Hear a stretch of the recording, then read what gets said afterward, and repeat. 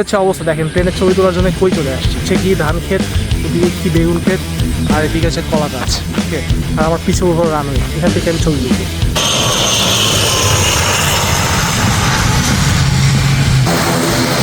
এখান থেকে বেস্ট একটা ভিউ পাওয়া যায়। আসসালামু আলাইকুম। অনেকদিন পরে ব্যস্ততা কাটিয়ে ভিডিওটা করছি। আজকে যে টপিকে ভিডিওটা সেটা হচ্ছে, আমি তখন বর্তমানে রাজশাহীতে এক্সিস্ট করি। এইখান থেকে শাহ মখদুম এয়ারপোর্ট রাজশাহী বিমানবন্দরে কই থেকে ক্লোজ আপে প্লেন দেখা যায়, প্লেনের ল্যান্ডিং দেখা যায়। টেক অফটা হয়তো দেখা যাবে না, বাট প্লেনের ল্যান্ডিংটা খুব সুন্দর ক্লোজ থেকে দেখা যায়। এইরকম একটা স্পট আমি খুঁজছিলাম, বিকজ আমি প্লেনের ছবি তুলতে অনেক বেশি ভালোবাসি। সো আমি চাচ্ছিলাম যে খুব ক্লোজ থেকে একটা প্লেনের শট নেওয়ার। তো আজকে সেখানেই যাচ্ছি, এবং কোথায় গেলে এটা আমি দেখতে পাবো। কিন্তু দুর্ভাগ্যের বিষয় হচ্ছে যে ওই জায়গাটাতে একটা ওয়াল তৈরি করে দিচ্ছে, আমি খবর পেলাম। তো যার কারণে আর কি জানি না দেখতে পাবো কিনা, তবে আমি আপনাদেরকে দেখাই একটুখানি। আমি যেখানে যাচ্ছি সেটা হলো শাহ মখদুম এয়ারপোর্টের এই জায়গাটাতে, এই যে এই পয়েন্টটাতে, এইখানটা আমি যাচ্ছি। এইখান থেকে 17-এ ল্যান্ডিং করে বিকালে নর্মালি, কখনো কখনো 35-এও ল্যান্ডিং করে। রানওয়ের দুইটা মাথা, একটা 17, একটা 35। ওকে, বাট বিকালের ফ্লাইটটা নর্মালি 35 দিয়ে টেক অফ নেয় আর 17 দিয়ে ল্যান্ড করে। তো এইখান থেকে ল্যান্ডিংটা দেখা যায়। ওকে, কিন্তু বিষয়টা হচ্ছে যে ওখানে নাকি একটা ওয়াল তৈরি করে দিচ্ছে, যার কারণে দেখা নাও যেতে পারে। তো ফ্লাইটটা আসবে 6:10-এ। ওকে, তো ফ্লাইটটা আসবে 6:10, সন্ধ্যা 6:10-এ ফ্লাইটটা আসবে ঢাকা থেকে, BS 165। আর এটা কি S2AK, আর এটা কি S2AKJ নাকি AKO আমি ঠিক বুঝতে পারছি না, কারণ আমার S2AKJ যেটা সেটার একটা শট নেওয়া আছে। আমি চাচ্ছিলাম S2AKO শট নিতে। এগুলো হচ্ছে প্রতিটা প্লেনের একটা রেজিস্ট্রেশন নাম্বার। তো যাই, আমার এখান থেকে অ্যারাউন্ড কত কিলো হয়, আমি এখন আছি নর্মালি ভদ্রা পদ্মা আবাসিকে। এখান থেকে আমি যদি এই রুটটা ইউজ করে যাই তাহলে আমার টাইম লাগবে 27 মিনিট 11.9 কিলো, মানে 12 কিলো। আর আমি যদি এই রুটটা ইউজ করে যাই তাহলে আমার লাগবে 28 মিনিট 12.2 কিলো। তো আমি নর্মালি যে রাস্তা হাইওয়ে এটা দিয়ে যাব, আমাকে এইখান থেকে যে ঘুরতে হবে, এবং আমি লোকেশনটা আপনাদেরকে দিয়ে রাখবো। আপনারা যদি চান ওখানে যে আপনারা প্লেনের ফটোগ্রাফি করতে পারেন বা প্লেনের ল্যান্ডিংটা দেখতে পারেন।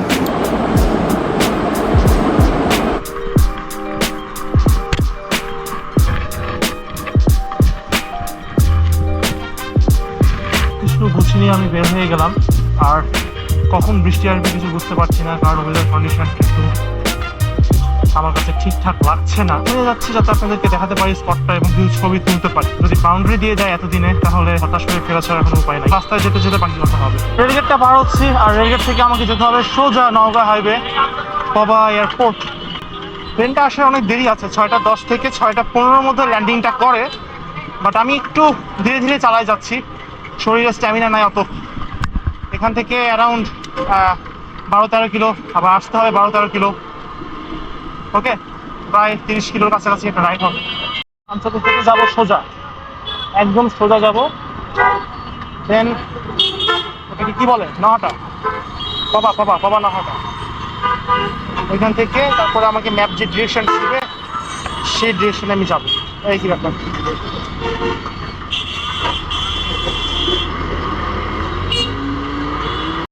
যেতে যেতে একটা সেসনা 172 স্কাইহক উড়ে যাচ্ছে, ওই যে দেখা যায় ছোট্ট। এটা হলো মূলত পাইলট ট্রেনিং প্লেন। এই প্লেন দিয়ে পাইলটকে ট্রেনিং করানো হয়, তারপরে তাদেরকে ধীরে ধীরে কমার্শিয়াল প্লেনে শিফট করানো হয়। ওই যে সেসনা 72 স্কাইহক। ওকে, অলরেডি প্লেনটা টেক অফ করেছে, এই যে ঢাকা থেকে রাজশাহী। ওকে, আসতে লাগবে আরো 35 মিনিট। আমাকে এখন দ্রুত যেতে হবে, এই যে এখানটা ল্যান্ডিং করবে। আর এইটা হচ্ছে ATR 72 S2AKL। ওকে, AKL এর ছবি আমার তোলা নেই, আমি তুলতে পারবো। এই যে এটা একটা পয়েন্ট, আপনি যদি এইখানে দাঁড়ান আপনি খুব সুন্দর মতো প্লেন দেখতে পাবেন এখান থেকে। প্লেনটা এইখান থেকে এসে ল্যান্ডিং করে এইখানে রান হয়, বাট আমি এটা দেখবো না, আমি যাবো ওই সাইডটা। ঠিক আছে, ওই যে বাউন্ডারিগুলো দিচ্ছে না, আমি মেইনলি যাবো ওই সাইডটাতে। রাইট, আমাকে ডানে যেতে বলছে, পবা থানা। ওকে, পবা থানা থেকে হাতের ডান দিকে আমাকে যেতে হবে। কিছু দেখে নিই, ক্লিয়ার। ওকে, আমাকে এটাই ম্যাপে শো করছে।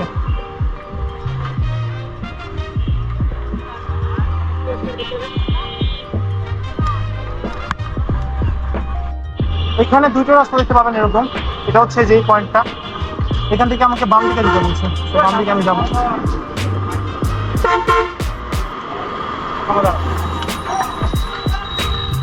কিন্তু ডান দিকে তো আছে, যাই হোক আমাকে ঘুরে আবার এদিকে দেখাচ্ছে, সমস্যা নেই।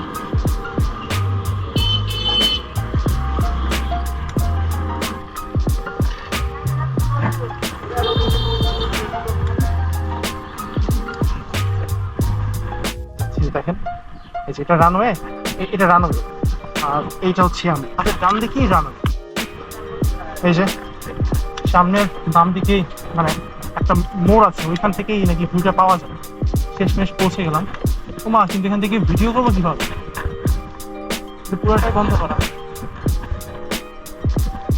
কোনো স্ট্যান্ড বা ট্রাইপড কিছু থাকলে ভালো হতো, বাট আমি নামবো কিভাবে?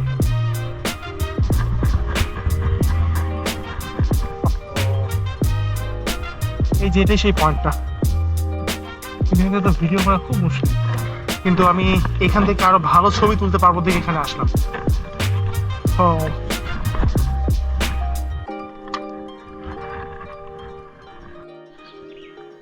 ওকে, রানওয়ে একদম কাছে চলে আসছে, একদম কাছে চলে আসছে।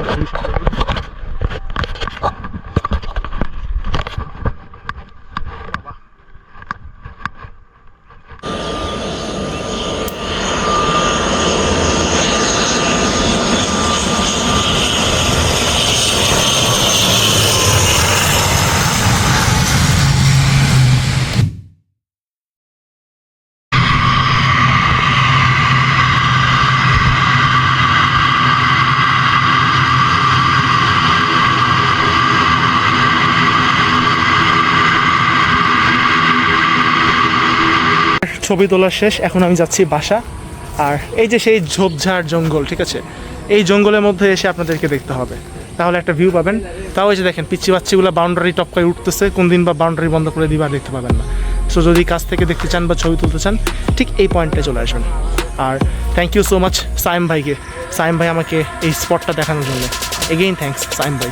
তো আজকের মতো বিদায় নিচ্ছি আমি, সবাই ভালো থাকবেন, আসসালামু আলাইকুম।